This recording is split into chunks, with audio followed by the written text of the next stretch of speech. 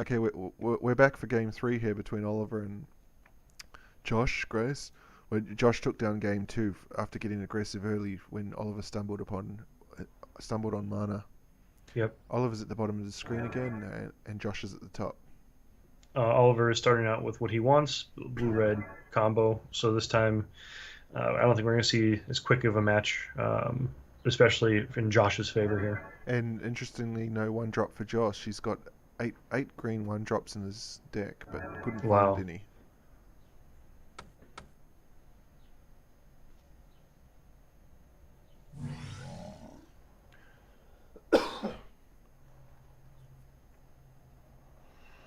I will say, great games today.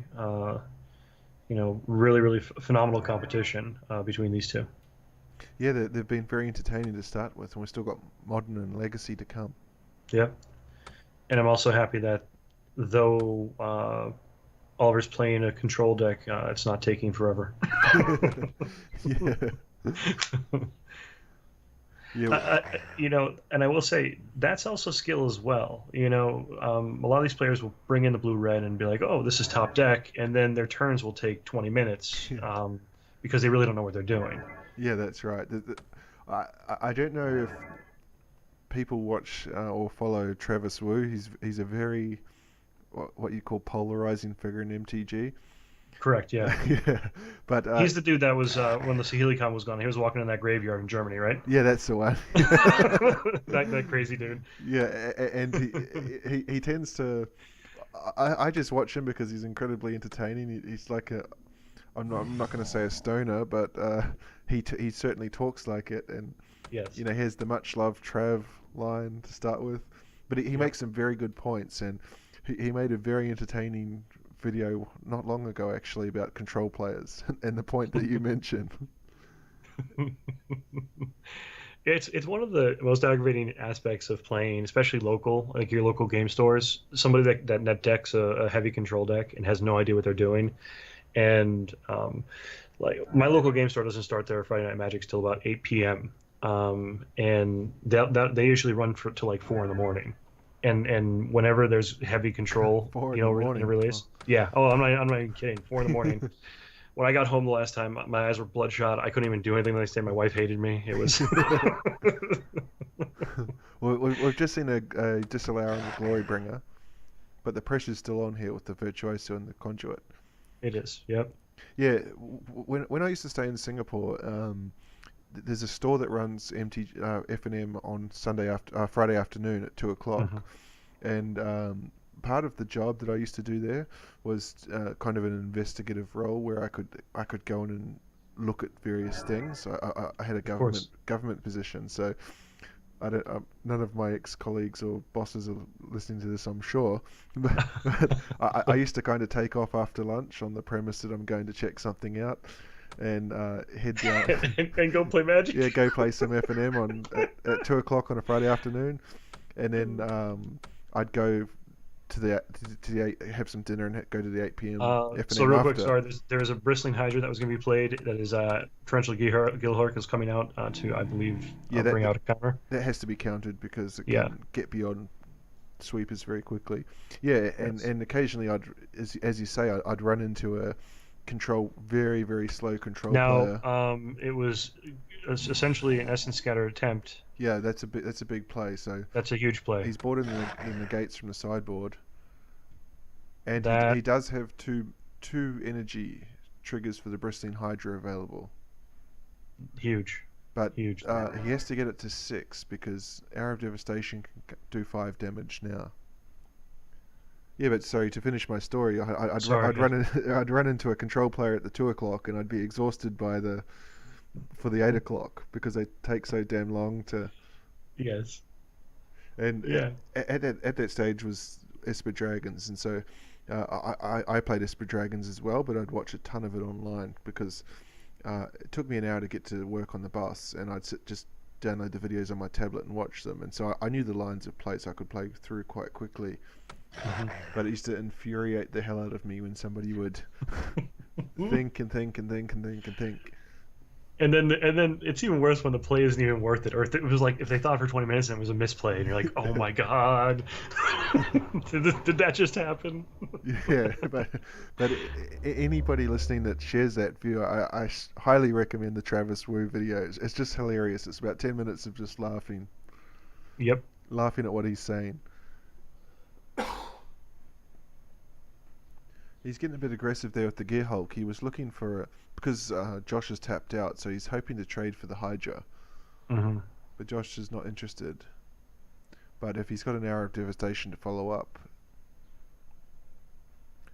what I might have even done then if I was Josh was make just a Thopter, because the Bristling Hydra can't get out of Hour of Devastation range. It can only go to 5 Hmm. defense. So I would have made a Thopter just to block the Gear Hulk, so that if he does cast Devastation now, the Gear Hulk would die as well. Right.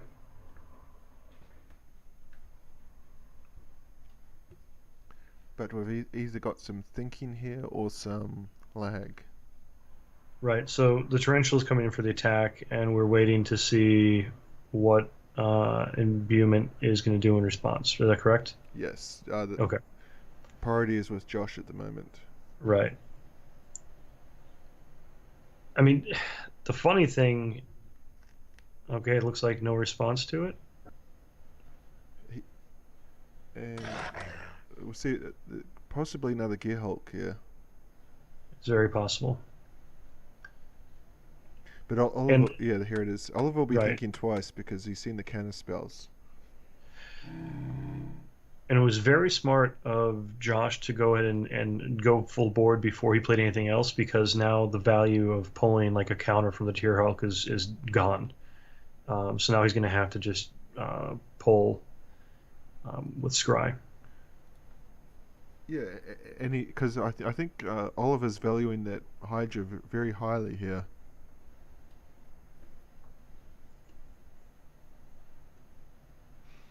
And imbuement right now, he has enough mana to respond if the Hydra blocks the blistering, or sorry, the Gerhulk blocks the Hydra. Does he has enough energy to actually destroy that Gearhulk without? He might be able to kill that Gearhulk I, without it affecting his Whirler. I think if he had a Harness Lightning, he would have done it before blocks to protect the Whirler and to get Right. the damage from the Whirler through. Because now if he casts the Harness Lightning, it's gonna What Oh, is here's one. this? We have to look at this one. Confiscation Yeah. coup.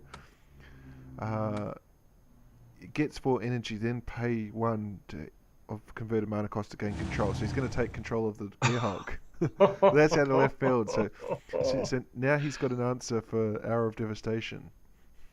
Oh my goodness! This deck it's a hard counter to That that that blue was red. one of the plays of the week, I think, Yes, I and agree. we're in the first game of the week. Uh, yeah. So what's Oliver going to do now? He's lethal on board. He can fire up the fumarole. He could do that. He could. Now again, this is me. This is Will the noob. Like this is my line of play here, and it's horrible. Here we go. This is Will's noob corner. That's uh, push it with the torrential Gear Hulk. Hour of Devastation after he blocks with his Gear Hulk, and everything dies. Well, I think in response for the Matthews noob response to that, uh, I would just take the damage from the Gear Hulk because then I've Of got course you would, so much and less. that's But yeah, welcome. he's Yeah. casting Suns here because Hydra's defenses are down. He's only got Oh, and oh, Harness Lightning. that's a big play. That's a big play. So his own Gear Hulk is down. His stolen Gear Hulk is gone. Yeah. And now he can go in unaffected. Yep, and Josh is down to 1 card. I personally thought my line of play was better, but I mean,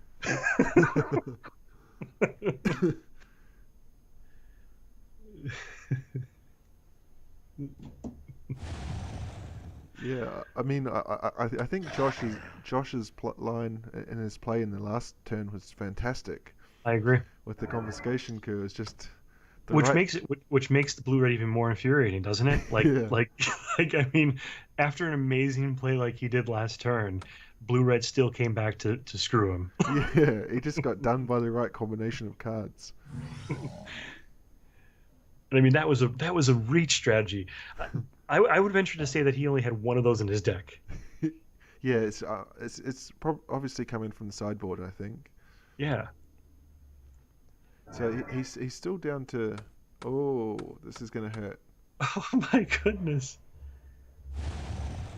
So I it's mean, it's a he. one-turn clock. So Josh is on the top deck here. Yep. 2, 4. Another land from Oliver, and he can fire up both fumaroles. But that's the game. And that's So it. he That's takes it. standard. Wow.